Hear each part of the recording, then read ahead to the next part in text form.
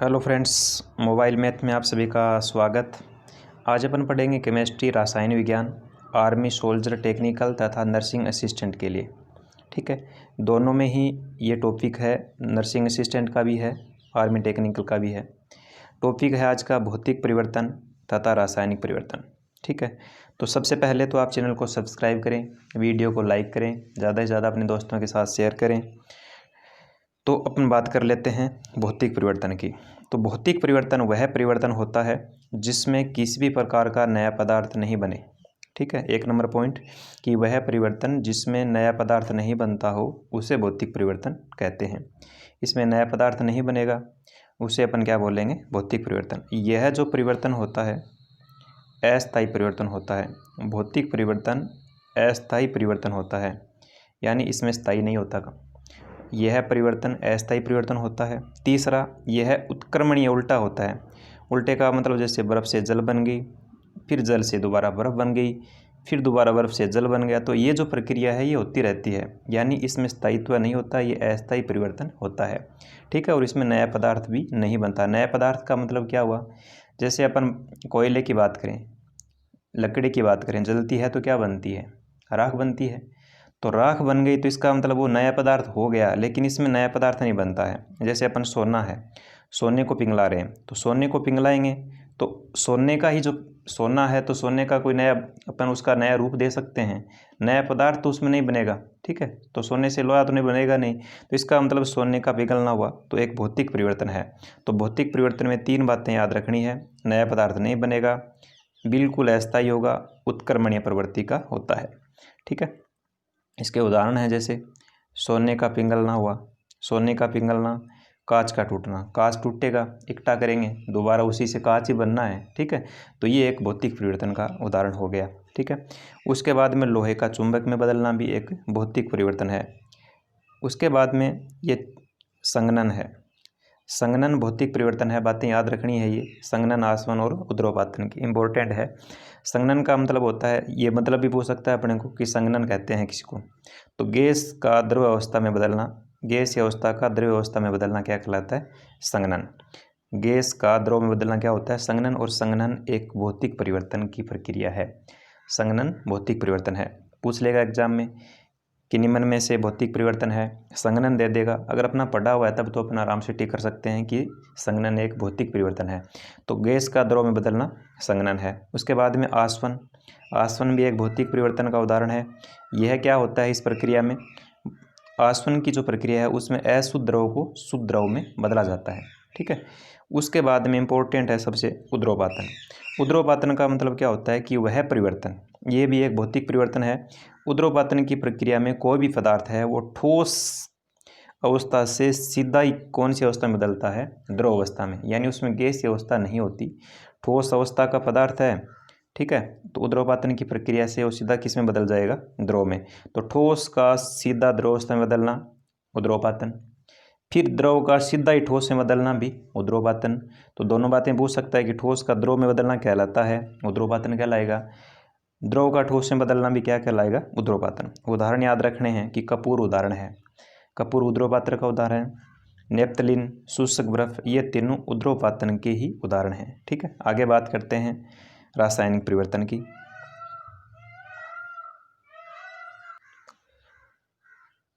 तो रासायनिक जो परिवर्तन है भौतिक परिवर्तन का उल्टा परिवर्तन है, उल्टा होता है। इसमें नया पदार्थ बनेगा, भौतिक परिवर्तन में नया पदार्थ बनेगा।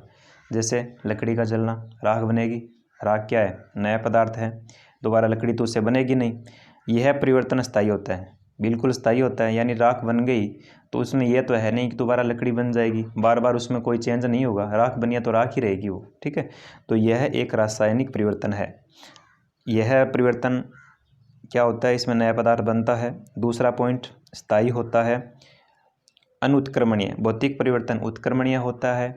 ठीक है, यानी उसमें अपन ठोस को द्रव में बदल सकते हैं, फिर द्रव को ठोस में बदल सकते हैं, तो उत्क्रमणीय हो गया। ठीक है, तो इसमें ऐसा नहीं होता, यह अनुत्क्रमणीय हो गया होता है। इसमें किसी प्रकार का कोई चेंज नहीं होगा, जो बन गया पदार्थ वो बन गया। उसके बाद में इसमें पदार्थ के द्रव्यमान में परिवर्तन होता है, यानी नया पदार्थ बनेगा। ठीक है, तो उसके द्रव्यमान में परिवर्तन भी हो सकता है। तो यह रासायनिक परिवर्तन के 4 पॉइंट हैं। नया पदार्थ बनता है, पहला स्थायी होता है, अनुत्क्रमणीय होता है, द्रव्यमान में परिवर्तन होता है। तो ये पॉइंट भी अपने इम्पोर्टेंट हैं। क्यों? क्योंकि अपने से एग्जाम में सत्य और असत्य क्वेश्चन किए जाते हैं। उसमें दे देगा कि रासायनिक परिवर्तन से संबंधित निम्न में से कौन सा कथन सत्य है। ठीक है, तो उसमें तीन उसके दे देगा और एक इसके दे देगा। तो इस टाइप के क्वेश्चन अपने से पूछ सकता है, तो उसके लिए पॉइंट भी याद रखने ज़रूरी हैं। थोड़े एग्जाम्पल देख लेते हैं। सबसे पहला है कोयले का जलना। कोयले का जलना रासायनिक परिवर्तन।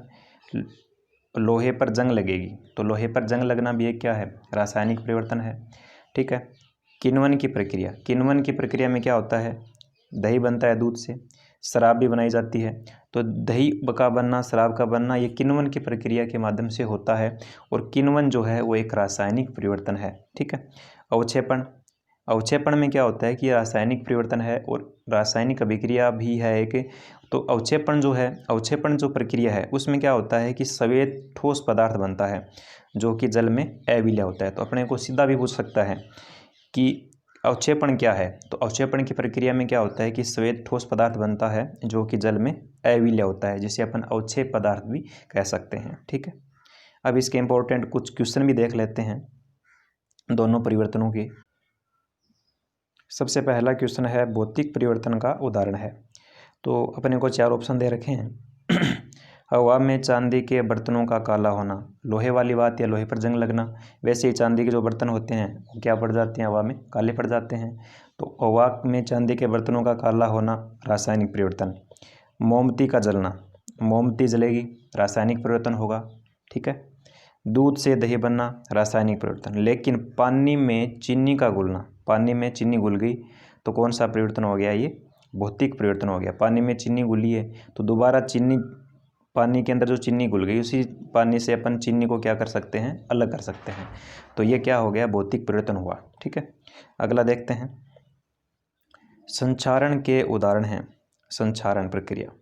संक्षारण में क्या होता है कि धातुएं जो होती है हवा के संपर्क में आने से, ठीक है, या जल के संपर्क में आने से, दोनों के संपर्क में आने से धातुएं जो है वो क्या होती हैं? उनका जो धीरे धीरे वो नष्ट होने लगती हैं। ठीक है।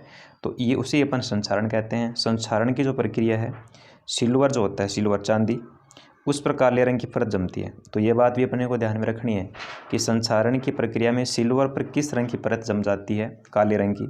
तांबे पर किस रंग की परत जम जाती है? हरे रंग की। लोहे पर किस रंग की परत बन जाती है? भूरे रंग की। तो संक्षारण के 3 उदाहरण हैं। सिल्वर पर काले रंग की परत जमती है, तांबे पर हरे रंग की परत जमती है और लोहे पर भूरे रंग की परत जम जाती है। ये तीनों के तीन ही उदाहरण किसके हैं? संक्षारण के। ठीक है। अगला एग्जाम्पल देखते हैं। अगला एग्जाम्पल है कि जल का वाष्प में परिवर्तन। जल जो है वाष्प यानी भाप में बदलेगा तो वो कौन सा परिवर्तन होगा? भौतिक परिवर्तन होगा। जल किसमें बदल गया? भाप में। भाप से दोबारा क्या बन जाएगा? जल। तो ये परिवर्तन भी किस प्रकार का है? भौतिक परिवर्तन। निम्न में से कौन सा रासायनिक परिवर्तन है? ठीक है, अभी बताया था रासायनिक परिवर्तन और भौतिक परिवर्तन के एग्जाम्पल अपन ने देखे थे। तो आसवन की जो प्रक्रिया है, आसवन प्रक्रिया भौतिक परिवर्तन है। ऊर्ध्वपातन भी भौतिक है। किण्वन, किण्वन के माध्यम से अपन क्या कर सकते हैं? दही जमा सकते हैं, शराब बना सकते हैं। तो यह कौन सा परिवर्तन हो गया? किण्वन रासायनिक परिवर्तन का एग्जाम्पल है। अगला देखते हैं। अगला एग्जाम्पल है कि जंग लगने से लोहे का भार, लोहे पर जंग लगती है तो जंग लगेगी तो उसका लोहे का जो भार है कुछ है बढ़ता है, घटता है, अनिश्चित रहता है या वही रहता है। तो हमेशा ही लोहे पर जंग लगेगी तो उसका भार बढ़ेगा। ठीक है। जो लोहा है उस पर जो जंग लगेगी तो उससे जो लोहा है उसके ऊपर अन्य पदार्थ और आ गया जंग, तो उसका भार है वो कम नहीं होगा, बढ़ेगा। एक बात और ध्यान में रखनी है, पूछा जा सकता है कि लोहे पर जंग को रोकने के लिए किसका लेपन कर सकते हैं? तो लोहे पर जंग को रोकने के लिए सीधी सी बात रंग रोगन भी अपन करते हैं, या फिर जस्ते का या जिंक का भी लेपन कर सकते हैं जिससे लोहे पर जंग नहीं लगेगी। तो ये थी आज की अपनी क्लास भौतिक तथा रासायनिक परिवर्तन से संबंधित आर्मी टेक्निकल और नर्सिंग असिस्टेंट के लिए। अगर आपको अच्छी लगे तो वीडियो को लाइक ज़रूर करें, ज़्यादा से ज़्यादा अपने दोस्तों के साथ शेयर करें। धन्यवाद।